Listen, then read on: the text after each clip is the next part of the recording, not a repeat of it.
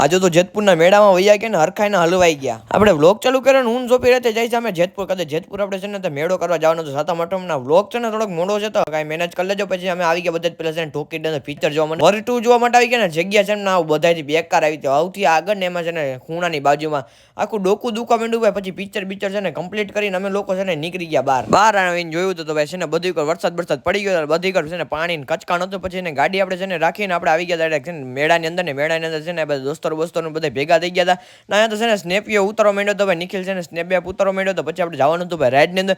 તો રાઈડની અંદર આપણે બેસી ગયા ને હુડકામાં હું થાય જોવાનું છે ભાઈ હરખાઈને બીક તો લાગે ને પછી તો કાંઈ ચાલુ થઈ ગયું ને ભાઈ હાલત ઢીલી થઈ ગયા. તમારા લોકો તમે ફૂલ વિડીયો જોવો ને તો તમને લોકોને ખબર પડી જાય. એમાં છે ને આખું હવા જ્યારે તમે જોવો ને ભાઈ હાલત ઢીલી થઈ ગઈ હતી અમારી.